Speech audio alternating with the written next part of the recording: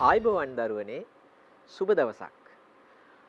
ගුරුගෙදර අධ්‍යාපන වැඩසටහන් මාලාවේ ආර්ථික විද්‍යා වැඩසටහනක් සමගින් අප මේ සම්බන්ධ වෙන්නේ 13 ශ්‍රේණියේ ආර්ථික විද්‍යා විෂය නිර්දේශයේ 10 වන නිපුණතාව පිළිබඳව සාකච්ඡාව පසුගිය සතියේ අපි ආරම්භ කළා. ඒ තවදුරටත් ඉදිරියට රැගෙන යන්නට. අද විදේශ මූල්‍ය ශ්‍රී ලංකා ආර්ථිකයට බලපාන ආකාරයේ ගවේෂණය කරයි කියන 10 වෙනි නිපුණතාව යටතේ එන නිපුණතා මට්ටම් සාකච්ඡා කරනවා. එහෙමනම් අපි මුලින්ම බලමු 10.6 නිපුණතා මට්ටම කුමක්ද කියා. ඒ තමයි විදේශ විනිමය අනුපාතික ක්‍රම තුලනාත්මකව විස්තර කරයි. විදේශ විනිමය අනුපාත ක්‍රම තුලනාත්මකව විස්තර කරයි කියන නිපුණතා මට්ටම. හොඳයි, මේ යටතේ අප බලාපොරොත්තු වෙනවා අද සාකච්ඡාව අවසන් වෙනකොට ඔබ තුල වර්ධනය වන ඉගෙනුම් ඵල ලෙස දකින්න ස්ථාවර විනිමය අනුපාතික ක්‍රමය හඳුන්වා පාවෙන නම්‍ය විනිමය අනුපාතික ක්‍රමයට සාපේක්ෂව එහි වාසි දැක්වීම. පාලිත නම්‍ය විනිමය අනුපාත ක්‍රමය හඳුන්වා දීම. නාමික සඵල විනිමය අනුපාතිකය හඳුන්වමින් එය ගණනය කරන ආකාරය පැහැදිලි කිරීම. මූර්ත සඵල විනිමය අනුපාතිකය හඳුන්වමින් එය ගණනය කරන ආකාරය පැහැදිලි කිරීම. ඒ වගේම ක්‍රේශක්ති සාම්‍ය විනිමය අනුපාතිකය හඳුන්වමින් එය ගණනය කරන ආකාරය පැහැදිලි කිරීම. මෙන්න මේ කුසලතාවන් ඔබ තුල වර්ධනය වෙයි කියලා මා විශ්වාස කරනවා අද සාකච්ඡාව අවසන් වෙනකොට. හොඳයි දරුවනේ. එහෙමනම් අපි පසුගිය සතියේ සාකච්ඡා කරපු කාරණාව පිළිබඳව යලි මතක් කළොත් පසුගිය සතියේ අපි කතා කළා පාවෙන හෙවත් නම්‍ය විනිමය අනුපාත ක්‍රමය ගැන. එහි වාසි අවාසි පිළිබඳව. අද අපි එතෙන් සිට සාකච්ඡාව ආරම්භ කරනවා ස්ථාවර විනිමය අනුපාතික ක්‍රමය. කුමක්ද ස්ථාවර විනිමය අනුපාතික ක්‍රමයක් කියන්නේ? රටක මූල්‍ය අධිකාරිය විසින් තීරණය කළ විනිමය අනුපාතිකය නැවත මූල්‍ය අධිකාරිය විසින්ම වෙනස් කරන තෙක් එකම මට්ටමක පවතින්නේ නම් එය ස්ථාවර විනිමය අනුපාත ක්‍රමයක් ලෙස හඳුන්වයි. ඔබට මතක ඇති විනිමය අනුපාතිකය කියලා කිව්වේ රටක මුදල් විදේශ මුදල් සමග හුවමාරු වන අනුපාතිකය. අන්නේ අනුපාතිකය මූල්‍ය අධිකාරිය විසින් තීරණය කළාට පස්සේ ඒ තීරණය කළ විනිමය අනුපාතිකය නැවත මූල්‍ය අධිකාරිය විසින්ම වෙනස් කරන තෙක් නොවෙනස්ව එකම අගයක පවතිනවා නම් අපි කියනවා ස්ථාවර විනිමය අනුපාතිකයක් කියලා. එතකොට මේ ස්ථාවර විනිමය අනුපාතික ක්‍රමය දරුවනේ ලෝකයට හඳුන්වා දෙන්නේ බොහෝ ඈත අතීතයේ අපි කියනවා රන්මිනුම් ක්‍රමය භාවිතා වෙන යුගයේ මේ රන්මිනුම කියන ක්‍රමය 1970 ගණන් වෙනකොට අභාවයට යනවා. ඒ යුගය පටන් ගත්ත දෙයක් තමයි ස්ථාවර විනිමය අනුපාතික ක්‍රමය කියන එක මහා බ්‍රිතාන්‍ය ඇතුළු බටහිර රටවල් මූලිකත්වය අරගෙන. අපි ඊතරම් දුර නොගොස් ආවොත් ස්ථාවර විනිමය අනුපාතිකයක් කියන එක දැන් ඔබ හඳුනගත්තා. විනිමය අනුපාතිකයේ තීරණය වුණාට පස්සේ නොවෙනස්ව කාලාන්තරයක් තිස්සේ පවතිනවා නැවත මූල්‍ය අධිකාරිය වෙනස් කරන අවස්ථාව දක්වා. හොඳයි. අන්න එහෙම පවතින විනිමය අනුපාතිකයක වාසි සහ අවාසි පිළිබඳව අපි කතා කරලා බලමු. අපි මුලින්ම බලමු දරුවනේ ස්ථාවර විනිමය අනුපාතික ක්‍රමයක වාසි සහගත අවස්ථා මොනවද කියලා. ස්ථාවර විනිමය අනුපාතිකයක් තියෙනකොට ආනයනකරුවන්ට ඇතිවන අවදානම අඩුයි. ඒ කියන්නේ විනිමය අනුපාතිකය වෙනස් වෙන්නේ නැහැ කියලා ආනයනකරුවෝ දන්න නිසා ඔවුන්ට දිගුකාලීන ගිවිසුම්ගත ගනුදෙනු වලට යන්න පුළුවන්. මොකද ඔවුන් දන්නවා අද කිසියම් ඉලක්කයක් ඇතුව විදේශ විනිමය මිලදී ගැනීමට වුන් බලාපොරොත්තු වෙනවා නම් අනාගතයේදී ගෙවීම් කරන්න ඒ සඳහා වැය කළ යුතු දේශීය මුදල් ප්‍රමාණය වෙනස් වෙන්නේ නැහැ කියලා දන්නවා. ඒ නිසා අවිනිශ්චිත බවක් නැහැ. අන්න එහෙම තියෙන එක වෙළඳ ගනුදෙනු දිරිමත් කරනවා. ඒක වාසියක් මේ ස්ථාවර විනිමය අනුපාතයක් තියෙන එක. දෙවෙනි කාරණය තමයි දරුවනේ විනිමය අනුපාතික ස්ථාවර නිසා විදේශ ආයෝජකයන්ට විදේශ ණය සැපයුම් කරුවන්ටත් ඇතිවන අවිනිශ්චිත බව අඩු වෙනවා. මොකද විදේශ ආයෝජකයන්ට විදේශ මුදල් රටක් ඇතුළට අරගෙන එනකොට ඔවුන්ට රටට ආවට පස්සේ දේශීය මුදල් බවට පරිවර්තනය කරගන්න සිද්ධ වෙන නිසා එහෙම පරිවර්තනය කරාම ලැබෙන මුදල් ප්‍රමාණය ගැන හරියටම නිශ්චිතව අදහසක් නැත්තම් ඔවුන් අධෛර්යවත් වෙනවනේ. හැබැයි ස්ථාවර විනිමය අනුපාතිකයක් යටතේ එහෙම නැහැ. විනිමය අනුපාතය නොවෙනස්ව තියෙන නිසා ඔවුන්ට විශ්වාසයක් තියෙනවා මේ මුදල් පරිවර්තනය කරාම ලැබෙන අගය නොවෙනස්ව තියෙනවා කියලා. ඒක වාසියක් විදේශ විනිමය ස්ථාවරව තියෙනකොට. තුන්වෙනි එක සමස්ත ආර්ථික ක්‍රියාකාරීත්වයේ කළමනාකරණය කිරීමේ හැකියාව වැඩි. ඒ කියන්නේ විනිමය අනුපාතිකයේ නිතර වෙනස් වෙනව නම් දේශීය මුදලින් ගණනය කරපු ණයබර වෙනස් වෙනවා. ඊළඟට සැලසුම් කර විදේශීය ගෙවීම් දේශීය මුදලින් වෙනස් වෙනවා. ඒ වගේම දේශීය වශයෙන් උද්දමනය වගේ දේවල් වලට විදේශ මුදල් වලින් ඇති වෙන බලපෑම වෙනස් වෙනවා. මෙන්න මේවා කළමනාකරණය කරන්න අමාරුයි විදේශ විනිමය වෙනස් වෙනවා. හැබැයි ස්ථාවරව තියෙනකොට ඒ කළමනාකරණය පහසුයි. ඒක වාසියක්. ඒ වගේම තව වාසියක් තමයි ස්ථාවර විනිමය අනුපාතිකයක් පවතිනකොට සමපේක්ෂණ චේතනාවෙන් විදේශ ව්‍යවහාර මුදල් ඉල්ලුම් කිරීම අධෛර්යවත් කරනවා. දැන් දරුවෝ ඉස්සෙල්ලා තේරුම් ගන්න ඕනේ සමපේක්ෂණ චේතනාවෙන් ඉල්ලුම් කරනවා කියන්නේ මොකද්ද? ඇත්තටම මේ විදේශ විනිමය ඉල්ලන්නේ භාණ්ඩ ආනයනය කරන්නවත් එහෙම නැත්නම් විදේශවල ආයෝජනය කරන්නවත් සංචාරය කරන්නවත් නෙමෙයි. විදේශ විනිමයේ අගය වෙනස් වීම මත Tamanට වාසියක් කරගන්න. ඒ කියන්නේ අඩු මිලට අරගෙන වැඩියෙන් විකුණන්න. අන්න එහෙම හැඟීමක් එහෙම අවස්ථාවක් කෙනෙකුට උදා වෙන්නේ විනිමය අනුපාතිකය වෙනස් වෙනව නන්නේ.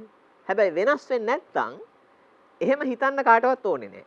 අන්න ඒක නිසා සැබෑ ආර්ථික කටයුතු වෙනුවෙන් නොවන මිලදී ගැනීම අධෛර්යවත් වෙනවා. එතකොට මොකද වෙන්නේ? සමපේක්ෂණය අධෛර්යවත් කරනවා. ඒක ආර්ථිකයේ සාමාන්‍ය කටයුතු කරගෙන යන්න හොඳ වාතාවරණයක් උදා කරනවා.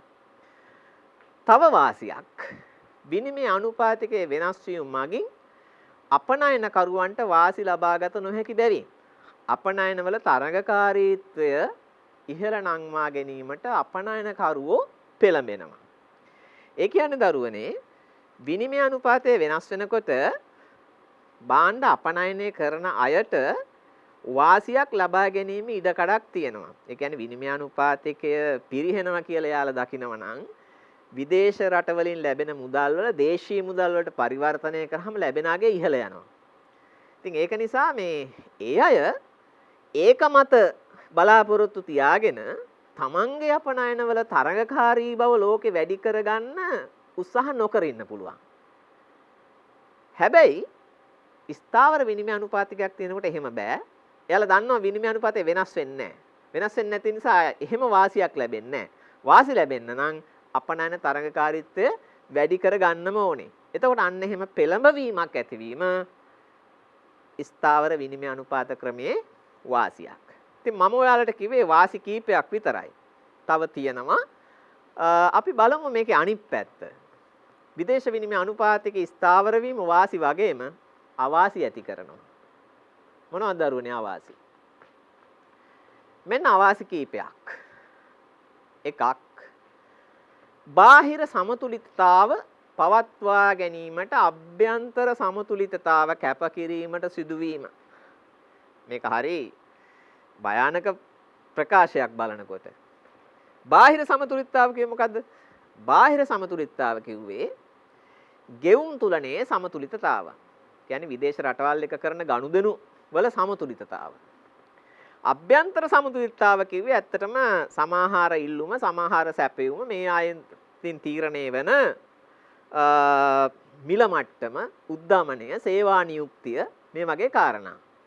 එතකොට දරුවනේ මතක තියාගන්න ස්ථාවර විනිමය අනුපාතිකයක් තියෙනකොට ඔය විනිමය අනුපාතිකය ඉබේ ස්ථාවරව තියෙන්නේ නැහැ. ඕක ස්ථාවර කරන්න ඕනේ. කවුද ස්ථාවර කරන්නේ? මහ බැංකුව ස්ථාවර කරන්න ඕනේ. ස්ථාවර කරන්නේ කොහොමද? කරන්න නම් විනිමය අදීල්ලුමක් ඇති වෙනකොට ඒ අදීල්ලුම සම්පූර්ණ කරන්න ඕනේ. අදි සැපයුමක් ඇති වෙනකොට ඒක වහාම හකුලුවා ගන්න ඕනේ. මිලදී ගන්න ඕනේ. ඉතින් මෙන්න මේ වැඩේ කරනකොට අභ්‍යන්තර ආර්ථිකයට ක්‍රියාවලිය බලපානවා. විදේශ විනිමය මිලදී ගන්න වෙලාවක දේශීය මුදල් සැපයීම වැඩි වෙනවා. විදේශීය විනිමය මුදාහරණ වෙලාවක දේශීය මුදල් සැපයීම අඩු වෙනවා. ඒතකොට රටේ අභ්‍යන්තරයේ අවුල් වියවුල් ගොඩක් ඇති වෙනවා. මේක ස්ථාවර කරන්න ගියහම. ඕක විදේශ විනිමය අනුපාතිකේ ස්ථාවරව පවත්වා ගැනීමේ අවාසියක් විදියට අපිට පෙන්වන්න දෙන්න පුළුවන්. ඊළඟ කාරණේ තමයි දරුවනේ ඔබ දැන් දකින්නේ තිරේ ස්ථාවර විනිමය අනුපාතිකයේ අධිතක්සේරුවක් හෝ ඌනතක්සේරුවක් පැවතුනොත් එය නිරතුරුව ගෙවුම් ශේෂ හිඟයක් හෝ අතිරික්තයක් ඇතිවීමට හේතු වේ. මේකෙන් කියන්නේ මෙහෙම දෙයක්. විනිමය අනුපාතය තීරණය වුණාට පස්සේ ස්ථාවර ක්‍රමයට යටතේ අපිට පේන්නේ එක අනුපාතයයිනේ. එතකොට ඒක සැබෑ අගයට වඩා ඉහළින් තියෙනවද සැබෑ අගයට වඩා පල්ලෙහායින් තියෙනවද කියලා අපි දන්නේ අපිට පේන්නේ. බැරි වෙලා හරි සැබෑ අගයට වඩා ඉහළින් තිබුණොත් එසේ තිබීමම ගෙවුම් ශේෂ හිඟය තවදුරටත් වැඩි කරන්න හේතු වෙනවා. එතකොට අපි ඒක දන්නේ නැහැ. ඒක ස්ථාවර ක්‍රමයක තියෙන අවාසියක්. ස්ථාවර නොවුනනම් විනිමය අනුපාතික වෙනස් වෙනකොට අපිට පේනවා. තිබිච්ච අගය සැබෑ අගයට ආසන්නද වැඩිද අඩුද කියලා පේනවා. හැබැයි මේකේ පේන්නේ නැහැ. පේන්නේ නැති එක අවාසියක් ස්ථාවර විනිමය අනුපාතිකයක තියෙන. පැහැදිලිද? ඊළඟ කාරණය බලමු. ස්ථාවර විනිමය අනුපාතිකයක් පවත්වාගෙන යන විට මතුවන විදේශ විනිමය හිඟේ හෝ අතිරික්තය පියවීමට මූල්‍ය අධිකාරියට විශාල විදේශ සංචිත පවත්වාගෙන යාමට සිදුවීම ඔන්න තව අවාසියක්. ඇයි මෙහෙම වෙන්නේ? මම දැන් ටිකකට කලින් ඔයාලට කිව්වා මේ අනුපාතය ස්ථාවරව තියෙනකොට ඉබේ තියෙන්නේ නැහැ. අදිල්ලුමක් ඇති වුණොත් අදිල්ලුම සම්පූර්ණ කරන්න ඕනේ. අදි සැපයීමක් ඇති වුණොත් ඒක මිලට ගන්න ඕනේ. විදේශ විනිමය වෙළඳ පොලේ. ඒක කරන්න නම් මහ බැංකුව සූදානමින් ඉන්න ඕනේ විදේශ මුදල් ගොඩක් තියාගෙන විදේශ මුදල් සංචිතයක් තියාගෙන ඉන්න ඕනේ. හිඟයක් ඇති වුණොත් මුදා හරින්න. වැඩියෙන් තිබුණොත් ආපහු ගන්න.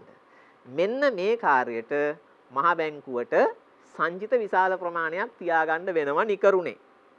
ඉතින් අන්න ඒක ස්ථාවර ක්‍රමයක තියෙන අවාසියක්. තවත් අවාසියක් ඔබට දකින්න පුළුවන්. ඒ තමයි මෙහෙම තියාගන්න සංචිතය යම් විදියකින් ෂේ වෙලා දිගටම ෂේ වෙලා යනවනම් ඊළඟට මොකද දරුවනේ වෙන්නේ?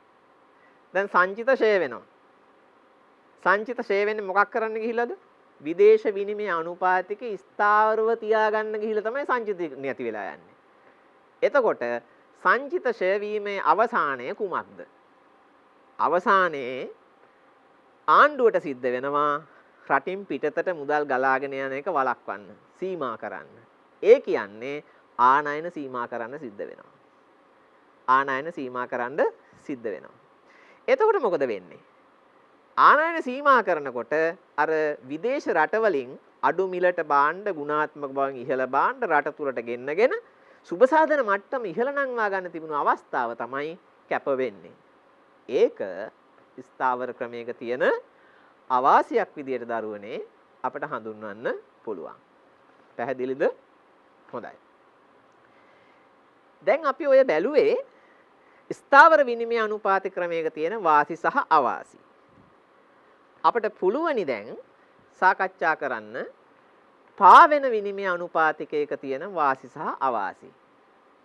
දැන් මෙතනදී ඔයාලට හොඳ අවස්ථාවක් ලැබෙනවා. ඒ තමයි මතක තියාගන්න හොඳට ස්ථාවර විනිමය අනුපාතික ක්‍රමේ වාසියක් කියලා අපි යමක් කිව්වනම් ඒක පාවෙන ක්‍රමයේ අවාසියක්. ඒ වගේම ස්ථාවර ක්‍රමයේ අවාසියක් කියලා කිව්වනම් යමක් ඒක මතක තියාගන්න පාවෙන විනිමය අනුපාත ක්‍රමයක වාසියක් බවට පත් වෙනවා. මේ දෙක එකිනෙකට හුවමාරු කරගන්න පුළුවන් අපිට. හොඳයි. දැන් ඔබ තිරේ දකිනවා නම්‍ය විනිමය අනුපාත ක්‍රමයේ වාසි. පළවෙනි කාරණය තමයි නම්‍ය විනිමය අනුපාතික ක්‍රමයක් අධිතක්සේරුවකට හෝ ඌනතක්සේරුවකට ලක් වෙන්න ඉඩක් නැහැ. ඇයි? එහෙම නොවෙන්නේ නම්‍ය විනිමය අනුපාතිකයේ තීරණය වෙන්නේ ඉල්ලුම සැපයුම අනුව. එහෙමනම් දරුවනේ ඉල්ලුම සැපයුම මගින් තීරණය කරපු විනිමය අනුපාතිකයක් එහි සැබෑ අගයේ පවතිනවා කියලා අපි පිළිගන්නවා. එහෙනම් නම්‍ය විනිමය අනුපාතයක් අධිතක්සේරු වෙලා තියෙන්නත් බෑ ඌනතක්සේරුවකට ලක් වෙලා තියෙන්නත් බෑ. ඒක වාසියක්. දෙවෙනි වාසිය තාත්වික විනිමය අනුපාතිකයක් පවත්වා ගන්නා බැවින් ගෝලීය ආර්ථික සම්පත් විකල්ප භාවිතයන් අතර වඩාත් කාර්යක්ෂම ආකාරයට බෙදී යයි.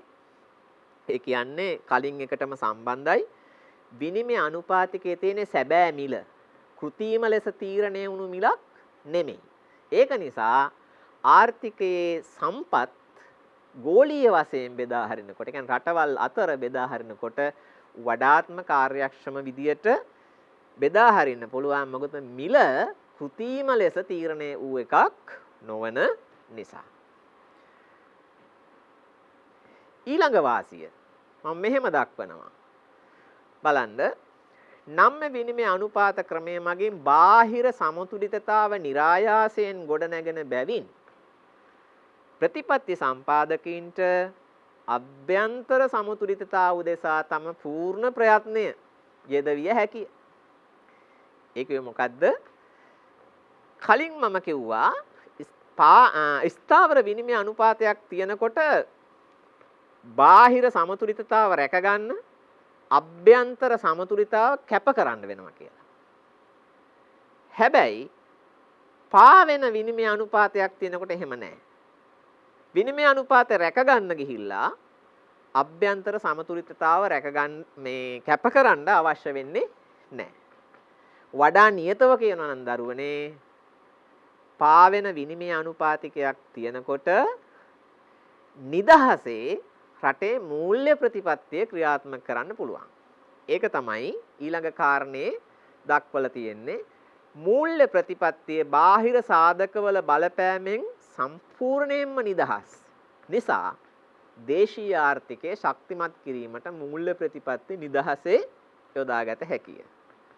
එතකොට පළවෙනි කාරණේදී එතන කිව්වේ මොකද්ද? ප්‍රතිපත්ති සම්පාදකයන්ට බාහිර සමතුලිතතාව ගැන කරදර වෙන්න ඕනේ නැහැ. ඒක ඉබේ සිද්ධ වෙන නිසා අභ්‍යන්තර සමතුලිතතාව ගැන වග බලාගෙන ප්‍රතිපත්ති මෙහෙවන්න පුළුවන්. දෙවෙනි වාසිය තමයි බාහිර සාධක වලින් දේශීය ආර්ථිකයට වෙන බලපෑම අඩු වෙනවා. වඩා නියතව කියනවා නම් මූල්‍ය ප්‍රතිපත්තියට වෙන බලපෑම අඩු වෙනවා. මූල්‍ය ප්‍රතිපත්තිය ස්වාධීනව ක්‍රියාත්මක කරන්න පුළුවන්කම ලැබෙනවා. එපමණක් නෙමෙයි තව වාසි අපිට දක්වන්න පුළුවන්. බලන්න මේ වාසිය. විනිමය අනුපාත තීරණය වීමේදී වෙළඳපොළ සමතුලිත වන නිසා විදේශ විනිමය හිඟයක් හෝ අතිරික්තයක් ඇති නොවේ. එම නිසා විශාල විදේශ විනිමය සංචිත ප්‍රමාණයක් පවත්වා ගැනීමේ අවශ්‍යතාවක් මතු නොවේ.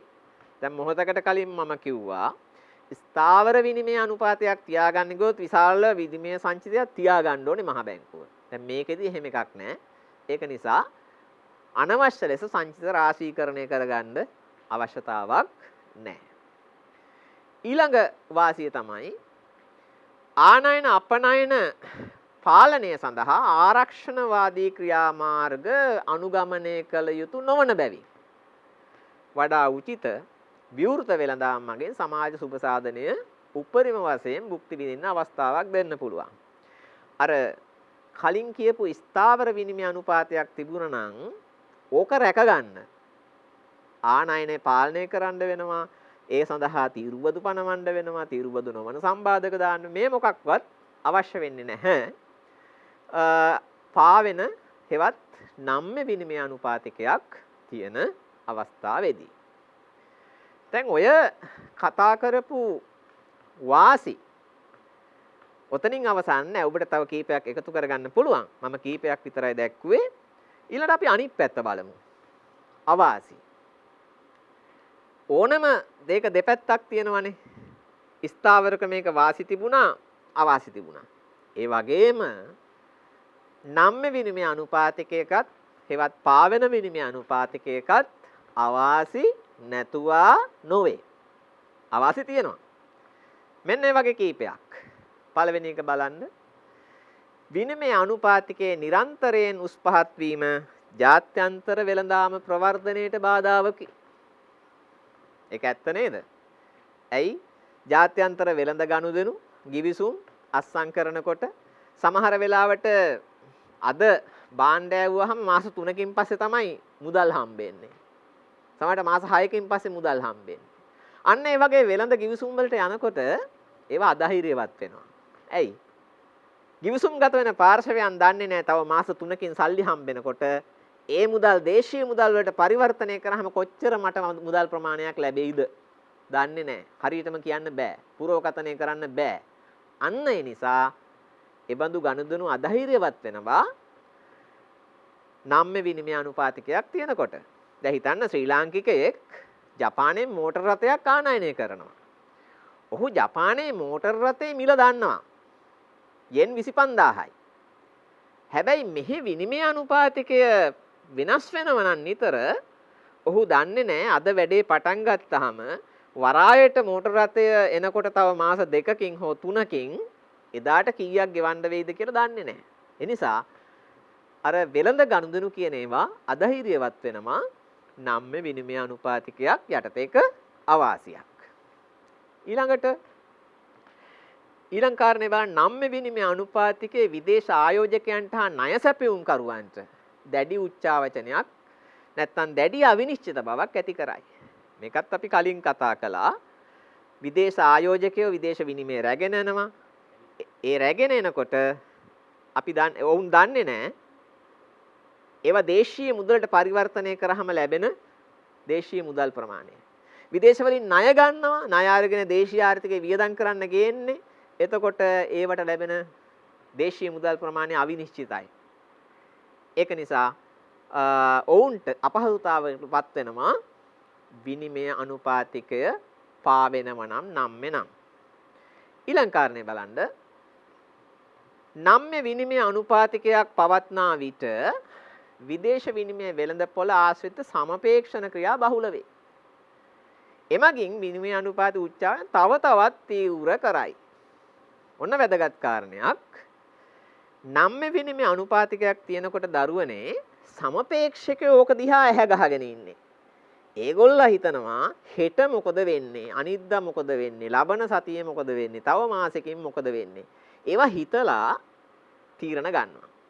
තීරණ අරගෙන එයාට දැනුනොත් තව සති දෙකකින් මේ ඩොලර් එක ඉහළ යනවා.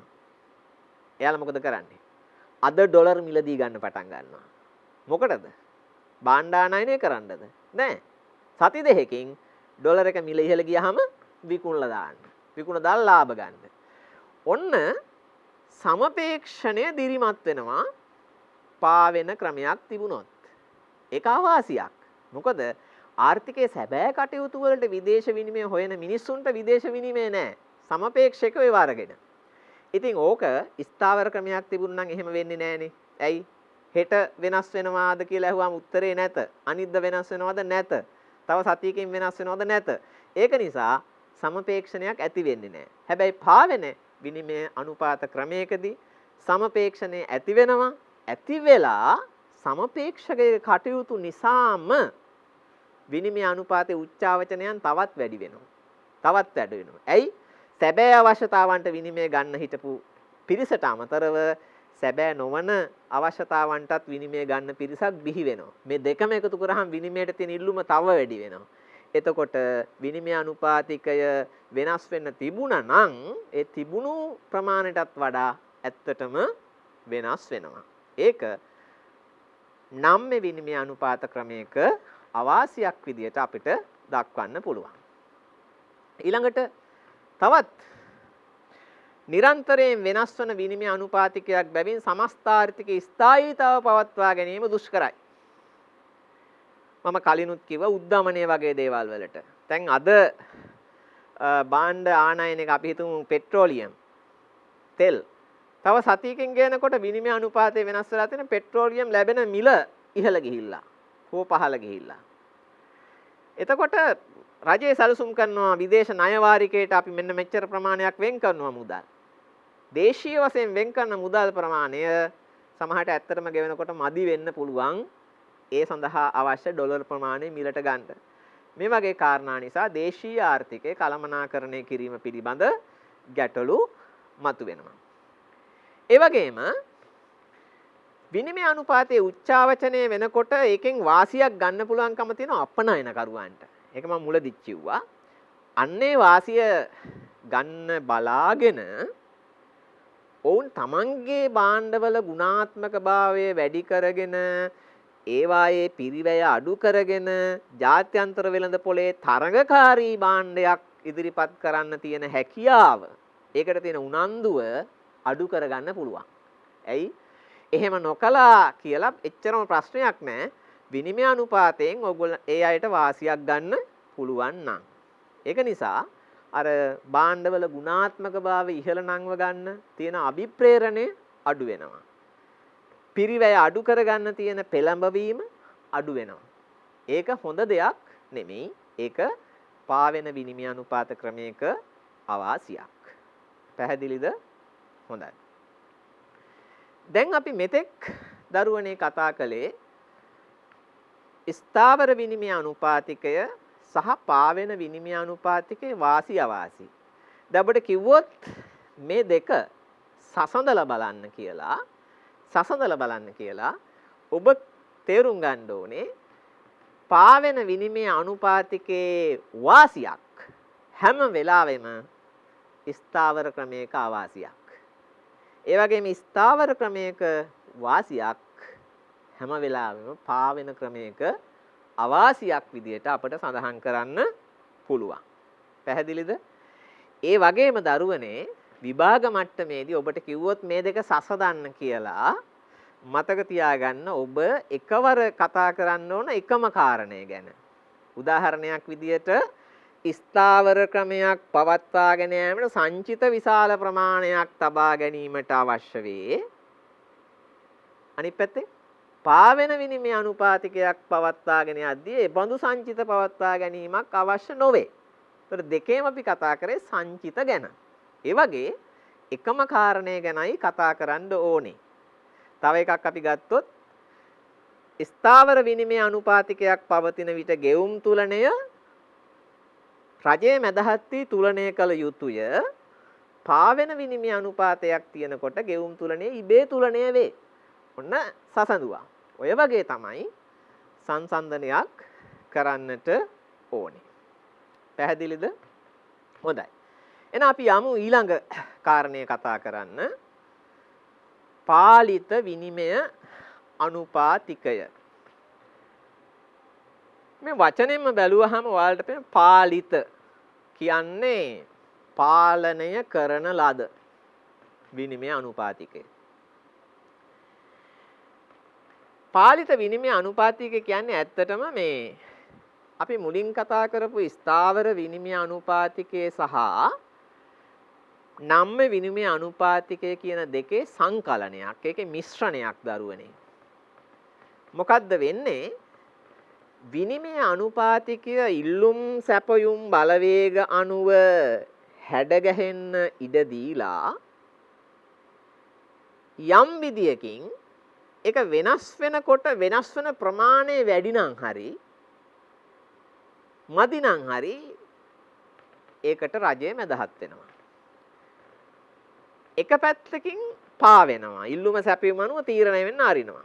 හැබැයි ඉල්ලුම සැපයුම අනුව තීරණය වෙන මිල උවමනාවට වඩා ඉහළ යනවා නම් එහෙම නැත්නම් උවමනාවට වඩා පහළ යනවා නම් මොකද කරන්නේ? රජය මැදහත් වෙනවා. අන්න එහෙම ක්‍රමයක් තමයි පාලිත විනිමය අනුපාතිකය කියන්නේ. දැන් බලන්න තිරේ මම පෙන්නනවා ඒ නිර්වචනය එම පරාසය ඉක්මවා වෙනස් වන විට මූල්‍ය අධිකාරිය විදේශ විනිමය වෙළඳපොළට පිවිස විදේශ විනිමය හෝ දේශීය මුදල් විකිණීම හෝ මිලදී ගැනීම මගින් විදේශ විනිමය අනුපාතිකයේ අන්තගාමී දෝලනය පාලනය කරනු ලබයි. එය පාලිත නම්‍ය විනිමය අනුපාතිකයේ හෙවත් කළමනාකරණය කළ නම්‍ය විනිමය අනුපාතිකයේ ලෙස හඳුන්වයි. දැන් මොකද්ද කිව්වේ? ඉල්ලුම සැපයුම අනුව ඉස්සෙල්ලා මිල තීරණය වෙන්න ආරිනවා. ඇරලා බලන් ඉන්නවා ආණ්ඩුව මොකද වෙන්නේ. ඒතර අපි හිතමු ඉල්ලුම වැඩි වෙලා මිල ඉහළ යනවා. ඉහළ යන එක දරා ගන්න බැරි තැනකට යනවනම් අන්න රජය මැදහත් වෙලා අර ඉල්ලුම ඉහළ යාම පාලනය කරනවා. හරිද? අනිත් පැත්තෙන් අපි හිතමු විදේශ විනිමය සැපයුම ඔන්න වැඩි වීගෙන යනවා. සැපයුම වැඩි වෙනකොට මිල මොකද වෙන්නේ? පල්ලෙහා යනවා. ඒතර මේක සුදුසු මට්ටම ඉක්මවා පහළ යනවා නම් ඔන්න ආණ්ඩුව මැදහත් වෙලා සැපයුම වැඩිවීම පාලනය කරනවා. ඔන්න ඔය විදිහට ඉල්ලුමේ සහ සැපයුමේ ඇතිවන චලනයන් එක්තරා සීමාවක් දක්වා විනිමය අනුපාතය හසුරුවන්න ඉඩ දීලා පාලනය කරන විනිමය අනුපාත ක්‍රමයක් අපි කියනවා පාලිත විනිමය අනුපාත ක්‍රමයක් කියලා. පැහැදිලිද? හොඳයි. දැන් අපි කතා කරා දරුවනේ ස්ථාවර ක්‍රමය ගැන කතා කරා. පාවෙන ක්‍රමය ගැන කතා කරා. මේ දෙකේ සංකලනය පාලිත විනිමය අනුපාතය ගැන කතා කරා. මතක තියාගන්න ශ්‍රී ලංකාව අපි මේ විනිමය අනුපාත ක්‍රම හැම එකක්ම අත්හදා බලලා තියෙනවා. අපට විජාතිකයන් නිදහස ලබා දෙන්න කලින් අපි බොහෝ විට පාවෙන විනිමය අනුපාත ක්‍රමයක් පාවිච්චි කළා. නමුත් 1948න් පස්සේ වඩා නියත 49 ඉඳලා ලංකාව ස්ථාවර විනිමය අනුපාතිකයකට ගියා. අපේ රටේ මුදල් අපි විදේශ මුදල් සමග නිශ්චිත අනුපාතයකට සම්බන්ධ කළා. ඒ අනුපාතය විවිධ මුදල් වර්ගවලට දක්වන්න පුළුවන්. නමුත් මම එක උදාහරණයක් දක්වලා තියෙනවා. ඇමරිකානු ඩොලර් එකක් එදා තීරණය කළා ශ්‍රී ලංකාවේ රුපියල් 4.77ක් කියලා. මේ අනුපාතය බොහෝ කලක් ස්ථාවරව තිබුණා. 1949 ඉඳලා 1966 පමණ කාලය වෙනකන් ලංකාව ස්ථාවර විනිමය අනුපාත ක්‍රමයක් තමයි අනුගමනය කළේ. ඊළඟට 1968න් පස්සේ 77 වෙනකන් කියන්නේ විවෘත ආර්ථිකය හඳුන්වා දෙනකන් අපේ රටේ අමුතුම ක්‍රමයක් තිබ්බා.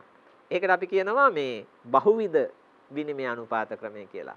බහු කියන්නේ එකට වඩා වැඩි. ඒ කියන්නේ ඇත්තට මේ කාලේ විනිමය අනුපාත දෙකක් තිබුණා. ඒ කියන්නේ එකම මුදල් ඒකකයකට හුවමාරු කරන අනුපාත දෙකක් තිබුණා. හුවමාරු කරන අනුපාත දෙකක් එකම මුදල් ඒකකයකට තිබුණා. බහුවිධ විනිමය අනුපාත ක්‍රමය. දැන් ඒ එක අනුපාතයක් අදාළ උනේ අත්‍යවශ්‍ය නොවන ආනයන වලට සහ සාම්ප්‍රදායික අපනයන වලට. අනිත් අනුපාතය අදාළ උනේ අත්‍යවශ්‍ය ආනයන වලට සහ සාම්ප්‍රදායික නොවන අපනයන වලට. එහෙම අනුපාත දෙකක් තිබුණ බහුවිධ අනුපාත ක්‍රමයක්. ඊළඟට අර අපි කිව්ව මේ පාලිත විනිමය අනුපාත ක්‍රමය ඒක ආවේ 1977 ආර්ථිකය විවෘත කිරීමත් එක්ක ඒ ක්‍රමය බොහෝ කලක් අපේ රටේ තිබුණා. 77 ඉඳලා 2001 වෙනකන් 2001 දී ආණ්ඩුව තීරණයක් ගන්නවා අපි යන්න ඕනේ දැන් නම්‍ය විනිමය අනුපාත ක්‍රමයකට කියලා. එතකොට ඒ යුගය වෙනකොට දැන් වර්තමානය දක්වාම බැලුවොත් අපිට පේනවා ලෝකේ රටවල් බොහෝ සංඛ්‍යාවක් ඒ ගමන් මාර්ගය තමයි අරගෙන තියෙන්නේ. ලෝකේ රටවල් වලින් 50%කට වඩා අදටත් පාවිච්චි කරන්නේ පාවෙන විනිමය අනුපාත ක්‍රමයක් නැත්නම් නම්‍ය විනිමය අනුපාත ක්‍රමයක්. අපි 2001 ජනවාරි 23 වෙනිදා ඉඳලා ලංකාවට හඳුන්වා දුන්නා පාවෙන නම්‍ය විනිමය අනුපාත ක්‍රමයක්. අදටත් දරුවනේ අපි පාවිච්චි කරන්නේ මෙන්න මේ 2001 ඉඳලා පැවතෙන පාවෙන නම්‍ය විනිමය අනුපාත ක්‍රමය. හැබැයි එක දෙයක් මතක තියාගන්න දරුවනේ මේක ප්‍රායෝගික කාරණයක්. ලෝකේ මම කිව්වා 50%ක් විතර රටවල් ඉන්නවා කියලා මේ පාවෙන විනිමය අනුපාත ක්‍රියාත්මක කරන. ඇත්තම කතාව ඔය කිසිම රටක විනිමය අනුපාතේ පාවෙන්නේ නැහැ. යම් ආකාරයේ මූල්‍ය අධිකාරිය පාලනය කරනවා. හැබැයි අපි ප්‍රතිපත්ති මේ වශයෙන් පිළිගන්නවා ශ්‍රී ලංකාව ඇතුළු මේ රටවල් වල තියෙන්නේ පාවෙන විනිමය අනුපාතිකයක්. ඒ කියන්නේ ඉල්ලුම සහ සැපයුම අනුව මිල තීරණය වන විනිමය අනුපාත ක්‍රමයක්. පැහැදිලිද? හොඳයි. දැන් එන අපි අර පසුගිය සතියේ කරපු සාකච්ඡාව ලංකාවට පැහැදිලිවම අදාළ කරගන්න පුළුවන්. ඉල්ලුම සැපයුම අනුව කොහොමද මිල තීරණය වෙන්නේ? ඇයි මිල වෙනස් වෙන්නේ? ඒ කාරණා ලංකාවට අදාළ කරගන්න පුළුවන්කම තියෙනවා. හරිද? හොඳයි. ඊළඟට දරුවනේ මෙන්න මෙහෙම දෙයක් අපිට තේරුම් ගන්න ඕනේ. ඒ තමයි ඔය මේ මුලදී කිව්වනේ විදේශ විනිමය අනුපාතිකය පල්ලෙහා යනකොට රටකට වාසි වෙනවාය, ඉහළ ගියොත් අවාසි වෙනවා. ඒ වගේ කාරණා කීපයක්. එතකොට අපිට මෙහෙම දෙයක් පේනවා. යම් විදියකින් විදේශ විනිමය අනුපාතිකය පහළ වැටිලා. මම මේ පහළ වැටිලා කියනකොට අදහස් කරන්නේ මේ සලකා බලන රටේ මුදල් වලගේ පල්ලෙහා ගිහිල්ලා කියන එක. එහෙම පහළ ගිහිල්ලා කිසියම් වාසියක් අත් වෙන්න තිබුණොත් ඒ වෙලාවෙම ඒ රටේ මිල මට්ටම වැඩි වුණොත් අන්නේ අත් වෙන්න තිබුණු වාසිය නැති වෙලා යනවා. ඒ වගේම මේ ඒ වෙලාවෙම මිල මට්ටම පහළ ගියොත් අර ලැබෙන්න තියුණු වාසිය තව ටිකක් වැඩි වෙනවා. හරිද? ඒක නිසා ඔයාලට පේනවා මේ රටේ මිල මට්ටම කියන එක බලපානවා මේ විදේශ විනිමය අනුපාතිකයේ වෙනස් වීමෙන් රටකට වාසි වෙනවද අවාසි වෙනවද කියන කාරණේ තේරුම් ගන්න. තීරණය කරන්න. ඒක නිසා මේ මිල මට්ටම සම්බන්ධ කරගෙන අපි තව මිනුමක් ගණනය කරලා බලනවා. ඒකට අපි කියනවා මූර්ත විනිමය අනුපාතිකය කියලා. මූර්ත විනිමය අනුපාතිකය. මොකද්ද මූර්ත විනිමය අනුපාතිකය කියන්නේ? රටවල් දෙකක් අතර පවතින මිල මට්ටම් අතර වෙනස්කම් ගලපන ලද විනිමය අනුපාතිකය මූර්ත විනිමය අනුපාතිකයයි. හරිද? real exchange rate කියලා අපි ඉංග්‍රීසියෙන් කියනවා. එතකොට real exchange rate කියන්නේ නාමික විනිමය අනුපාතිකයට නැත්නම් nominal exchange rate එකට ගැළපීමක් කරනවා මිල මට්ටම්. කාගේද මිල මට්ටම්ද? අපි විනිමය අනුපාතයේ තීරණය කරන රටවල් දෙකේ මිල මට්ටම්. එතකොට අපිට අවශ්‍ය වුණොත් මේ ජපානයේ යෙන් එක සහ ශ්‍රී ලංකාවේ රුපියල අතර මූර්ත විනිමය අනුපාතිකය ගණනය කරන්න මතක තියාගන්න අපි නාමික විනිමය අනුපාතිකයට ගලපන්නේ ශ්‍රී ලංකාවේ මිල මට්ටම සහ ජපානයේ මිල මට්ටම. දැන් බලන්න තිරයේ දිස්වන මේ සූත්‍රය real exchange rate සමානයි NER කියන්නේ nominal exchange නාමික විනිමය අනුපාතිකය අපි ගුණ කරනවා දේශීය මිල මට්ටම සහ විදේශීය මිල මට්ටම අතර අනුපාතය. PD කිව්වේ domestic price level දේශීය මිල මට්ටම ඉරෙන් උඩ ඉරෙන් යට විදේශීය මිල මට්ටම. එතකොට මේ කතා කරන්නේ ඉන්දියාව ගැන නම් විදේශීය මිල මට්ටම කිව්වේ ඉන්දියාවේ මිල මට්ටම. මේ කතා කරන්නේ ජපානය ගැන නම් විදේශීය මිල මට්ටමකයි ජපානයේ මිල මට්ටම. පැහැදිලිද? සලකා බලන රටවල් දෙකේ මිල මට්ටම් දෙක තමයි යොදාගන්නේ. මෙන්න මෙහෙම ගැලපීම් කරාම ඔයාලට පේනවා යම් විදියකින් විදේශ මිල මට්ටමයි දේශීය මිල මට්ටමයි දෙක සමාන වුණොත් මොකද වෙන්නේ? වරහන් ඇතුලේ කොටස එකක් වෙනවා. එකක් වුණොත් ඔයාලට පේනවා මූර්ත විනිමය අනුපාතයයි නාමික විනිමය අනුපාතයයි දෙක එක සමානයි. දෙකම එකයි. හැබැයි එහෙම නොවන ඕනෑම වෙලාවක කියන්නේ දේශීය මිල මට්ටම සහ විදේශීය මිල මට්ටම එක සමාන නොවන ඕනෑම වෙලාවක අර වරහන් ඇතුලේ තිබුණු කොටස මොකද වෙන්නේ? එක්කෝ එකට වඩා වැඩි අගයක් එනවා එක්කෝ එකට වඩා අඩු අගයක් වෙනවා. එතකොට මුලින් ಗುಣ වෙන සංඛ්‍යාවත් එක්ක බැලුවහම ලැබෙන උත්තරේ වෙනස් වෙනවා. අපි සරල උදාහරණයක් අරගෙන බලමු මේක ගණනය කළා. දැන් ඔයාලා තිරේ දකින්නේ මේ වගේ උදාහරණයක්. අපි හිතමු ලංකාවේ රුපියලක වටිනාකම ඇමරිකානු ඩොලර් වලින් අපට දීලා තියෙනවා. එක බෙදීම 194.85. එක බෙදීම 194.85. ඒ කියන්නේ ලංකාවේ රුපියලක වටිනාකම ඇමරිකානු ඩොලර් වලින්. ඒ අතර අපි හිතමු ලංකාවේ මිල මට්ටම 110යි ඇමරිකාවේ මිල මට්ටම 120යි කියලා. එහෙනම් මෙන්න ලංකාව සහ ඇමරිකාව අතර මේ ඩොලරයක් සඳහා වන මූර්ත විනිමය අනුපාතයක ගණනය කරන ක්‍රමය. අපි වරහන් ඇතුලේ සඳහන් කරන්නේ කුමක්ද? මිල මට්ටම් දෙකේ අනුපාතය. එක වරහන් ඇතුලේ දැම්මා. ඒක ඔයාලට පේනවා. ඊළඟට වරහන්ට පිටින් මුල තියෙන්නේ මොකද්ද? ලංකාවේ රුපියලක අගය ඇමරිකානු ඩොලර් වලින් කොච්චරද කියලා. ඉතින් ඒ දෙක ගුණ කරාම ලැබිලා තියෙනවා මූර්ත විනිමය අනුපාතිකය 0.004.7ක්. ඒ කියන්නේ ලංකාවේ රුපියලක මූර්ත වටිනාකම ඇමරිකානු ඩොලර් වලින් 0.004.7ක් කියලා ලැබිලා තියෙනවා. පැහැදිලි නේද?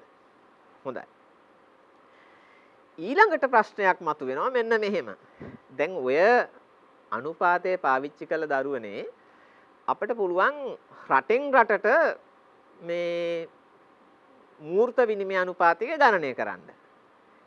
හැබැයි එහෙම ගණනය කළාට විදේශ විනිමය අනුපාතයක වෙනස් වෙනකොට එක එක රටවල් සමග තියෙන විනිමය අනුව සමහර ඒවා ඉහළ යනවා, සමහර රටවල් එක පහළ යනවා, පහළ යන ප්‍රමාණය වෙනස්, ඉහළ යන ප්‍රමාණය වෙනස්, මේ වගේ ප්‍රශ්න තියෙනවානේ. එතකොට සමස්තයක් විදියට ගත්තාම සලකා බලන රටේ මුදල් ලේඛකය ලෝකේ අනිත් මුදල් ලේඛක සමග සංසන්දනය කරනකොට ඉහළ ගිහිල්ලාද පහළ ගිහිල්ලාද කියලා අපි බලාගන්නේ කොහොමද? දැන් ප්‍රශ්නයක් නේ.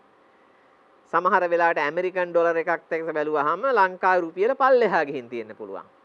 හැබැයි ඒ වෙලාවෙම මේ වෙනත් රටක මුදල් ලේඛකයක් එක්ක අපි හිතමු මාලදිවයිනේ මුදල් ලේඛකයාත් එක්ක බැලුවාම අපි පොඩි ගාණකින් ඉහළ ගිහිලා තියෙන්න පුළුවන්. විශාල ගණන් වලින් යන්නේ නැහැ. එක රටකට සාපේක්ෂව අඩු වෙනකොට සාමාන්‍යයෙන් වෙන්න ඕන අනිත් රටවලටත් සාපේක්ෂව අඩු වීම. නමුත් ප්‍රතිවිරුද්ධ දිශාවට ගමන් කරන අවස්ථා කලාතුරකින් තියෙන්න පුළුවන්. ඉතින් එහෙම වුණාම සමස්තයක් විදියට මේ මුදල් වලට මොකද උනේ කියලා තීරණය කරන්න බෑ. මෙන්න මේ ප්‍රශ්නේ තියෙනවා මූර්ත විනිමය අනුපාතිකේ. ඒ ප්‍රශ්නේ නැති කරන්න නැත්නම් ඒකට උත්තරයක් හොයන්න දරුවනේ අපි යොදා ගන්නව සංකල්පයක්. ඒ තමයි සපල විනිමය අනුපාතිකය කියන සංකල්පය. සපල විනිමය අනුපාතිකය. සපල විනිමය අනුපාතිකය කියන එක මතක තියාගන්න මේ අපි ගනුදෙනු කරන්න මේ ඩොලර් රුපියල් මාරු කරගන්න රුපියල් යෙන් මාරු කරගන්න පාවිච්චි කරන අනුපාතිකයක් නෙමෙයි. මේක දර්ශකයක්. මේක දර්ශකයක්. ඒ දර්ශකයෙන් පෙන්වන්නේ සමස්තයක් ලෙස විනිමය අනුපාතිකයට කුමක්ද උනේ කියන එක. ඒ නිසා අපි අර්ථ දක්වනවා කිසියම් රටක ව්‍යවහාර මුදල් ලේඛකය සඳහා විදේශ විනිමය අගය විදේශ ව්‍යවහාර මුදල් වලට සාපේක්ෂව විවිධ ප්‍රමාණයන්ගෙන් විවිධ දිශාවන්ට වෙනස් වන විට මුදල් ලේඛකයේ විදේශ විනිමය අගය පිළිබඳ පොදු අදහසක් ලබා ගැනීමට අසීරුය. අන්නේ අසීරුතාව වළක්ව ගන්න යෝජනා කරනවා සපල විනිමය අනුපාතිකය. සපල විනිමය අනුපාතිකයේ කොටස් දෙකක් තියෙනවා. ඒ තමයි දරුවනේ නාමික සපල විනිමය අනුපාතිකය සහ මූර්ත සපල විනිමය අනුපාතිකය. හොඳයි. අපට පුළුවනි නාමික සපල විනිමය අනුපාතිකය මේ විදිහට අර්ථ දක්වන්න.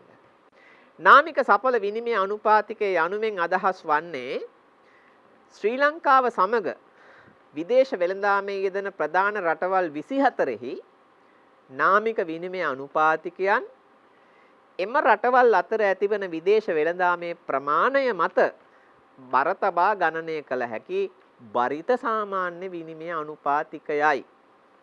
වචන නම් ටිකක් බර වැඩි වගේ අපි බලමු මේක ලියා ගන්න. මොකද්ද නාමික සපල විනිමය අනුපාතිකය කියන්නේ? අපි ගන්නවා නාමික විනිමය අනුපාතිකය. ඒක අරගෙන දැන් රටවල් ගණනාවක විනිමය අනුපාතිකය එකතු කරන්නයි අපිට ඕනේ. එකතු කරනකොට අපි නිකන් එකතු කරගෙන ගියොත් අපි සෑම විනිමය අනුපාතිකයකම එක සමාන වැදගත්කමක් දෙනවා. හැබැයි ඔයාලා දන්නවා අපිට ඇමරිකා එක්සත් ජනපදය කියන එක මේ වැදගත් විදේශ ගනුදෙනු වලදී, චීනය කියන රට විදේශ ගනුදෙනු වලදී වැදගත්, ඉන්දියාව කියන රට විදේශ ගනුදෙනු වලදී වැදගත්, ඊළඟට සිංගප්පූරුව කියන රට විදේශ ගනුදෙනු වලදී වැදගත්. හැබැයි ඒ සමාන වටිනාකමක් සීසෙල්ස් කියන රට එක්ක අපිට නැහැ. නේද?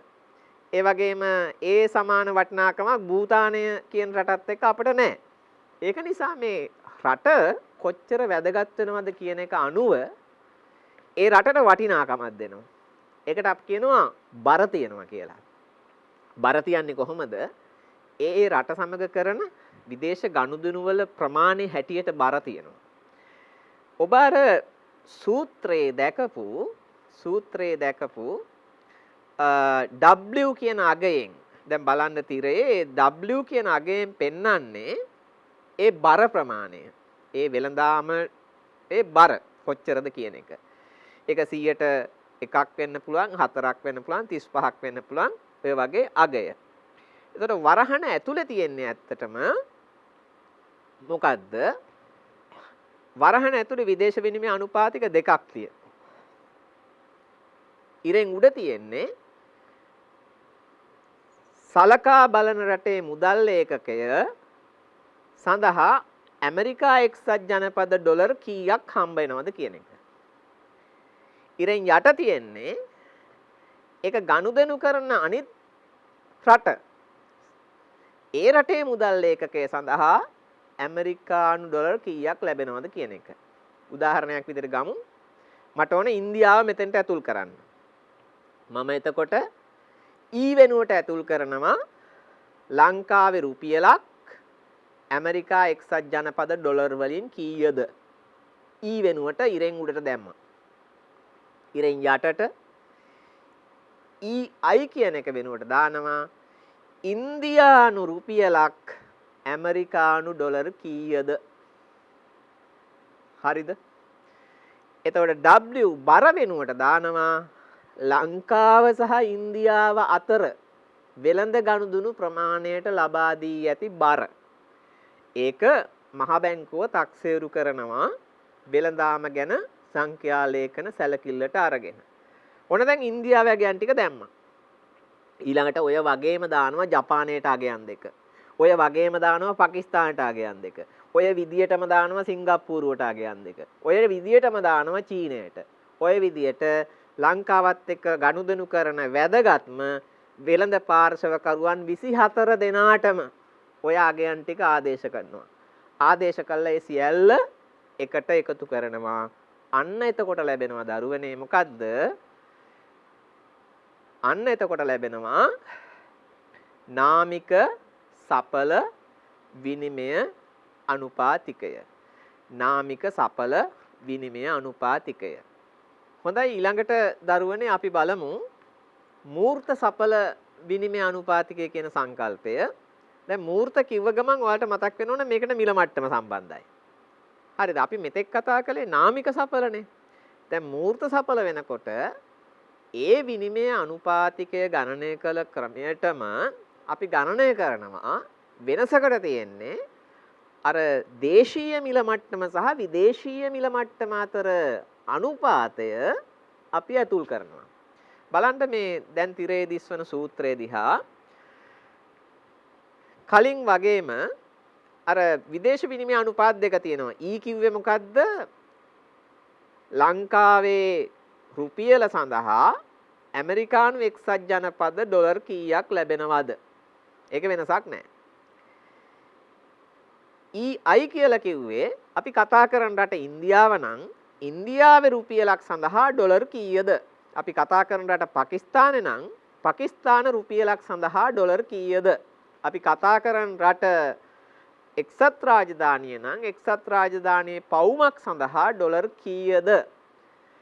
අපි කතා කරන්නේ චීනය නම් චීනයේ යුවාන් එකක් සඳහා ඩොලර් කීයද කියන එක තමයි EI කියලා දාන්නේ. හරිද? එතකොට මිල මට්ටම PD කියන්නේ ඩොමෙස්ටික් ප්‍රයිස්. ඒ කියන්නේ ශ්‍රී ලංකාවේ මිල දර්ශකයේ අගය. PI කියන්නේ කලින් කතා කරපු රට. ඉන්දියාව ගැන කතා කරනකොට ඉන්දියාවේ මිල දර්ශකය.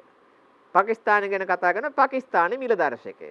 ඔන්න ඔය විදියට අපි රටවල් 24ක් දක්වා ඔය කොටස සම්පූර්ණ කරගන්නවා. ඒ හැම එකේම WI අගයට දාන්නේ ඒ රටට අදාළ වෙළඳාමේ බර ප්‍රමාණය. ඉන්දියාව ගැන කතා කරද්දී ඉන්දියාවට අදාළ බර. පාකිස්තානය ගැන කතා කරද්දී පාකිස්තානයට අදාළ බර. ওই විදියට මේ ඔබ මේ තිරයේ දකින කොටස රටවල් 24කටම සම්පූර්ණ කරනවා. කරලා ඉවර වෙලා මේ ටික එකට එකතු කරනවා.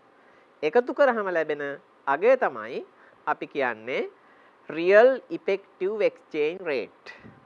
මූර්ත සඵල විනිමය අනුපාතිකය කියලා. දැන් මේ දරුවන්ට තේරෙන්න ඕන මෙහෙම දෙයක්.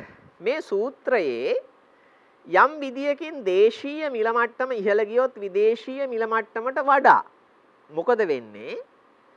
නාමික අගයට වඩා මූර්ත අගය ඉහළ යනවා. හරිද? නාමික අගයට වඩා මූර්ත අගය ඉහළ යනවා දේශීය මිල මට්ටම වැඩි වුණොත්. අන්න එතකොට මතක තියාගන්න මූර්ත සඵල විනිමය අනුපාතිකයේ ඉහළ යාම කියන එක සලකා බලන රටට හොඳ දෙයක් නෙමෙයි. ඇයි?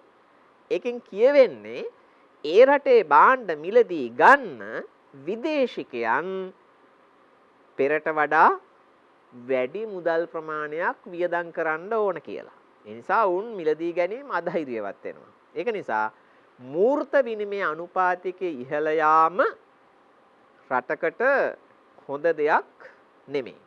හොඳ දෙයක් නෙමෙයි. ඊළඟට අපි කතා කරමින් ආවේ විනිමය අනුපාතිකය මේ රටවල් අතර සංසන්දනය කරනකොට කොහොමද කරන්න පුළුවන් කියලා. ඒ සඳහා පදනමක් හදාගන්න තමයි මේ මූර්ත සඵල මේ වගේ කාරණා ගෙනාවේ. තව සංකල්පයක් තියෙනවා දරුවනේ.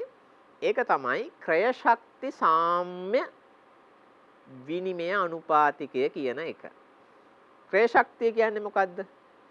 ක්‍රය ශක්තිය කියන්නේ මිලදී ගැනීමේ හැකියාව. එහෙනම් සාම්‍ය කියන්නේ සමාන කරන. ක්‍රය ශක්ති සාම්‍ය විනිමය අනුපාතිකය කියන්නේ රටවල් අතර මිලදී ගැනීමේ හැකියාව සමාන කරන විනිමය අනුපාතිකය. ඒ මොකද්ද? රටවල් අතර මිලදී ගැනීමේ හැකියාව සමාන කරන විනිමය අනුපාතිකය. මේක අපිට පුළුවන් උදාහරණයක් ආශ්‍රයෙන් තේරුම් ගන්න. අපි බලමු මේ වගේ උදාහරණයක්. බලන්න මම අරගෙන තියෙනවා රටවල් දෙකක අපි ගමු රටවල් දෙක විදිහට ලංකාව සහ ඇමරිකා එක්සත් ජනපදය. දැන් මේ දෙක අතර විනිමය අනුපාතිකය කොපමණද කියලා ඔබට බලා ගන්න පුළුවන් මේ මහ බැංකුවේ වෙබ් අඩවියට ගියාම බලා ගන්න පුළුවන්. ඒ අගය අපිට ලැබිලා තියෙන්නේ කොහොමද? ඒ අගය ලැබිලා තියෙන්නේ විදේශ විනිමය සඳහා තියෙන ඉල්ලුමයි සැපයුමයි අනුවනේ. ඒක තමයි නාමික විනිමය අනුපාතය. ඒක ගැන නෙමෙයි අපි මේ කතා කරන්නේ. ඒක පැත්තක තියලා අපි හිතනවා ඒක නෙමෙයි හරි එක.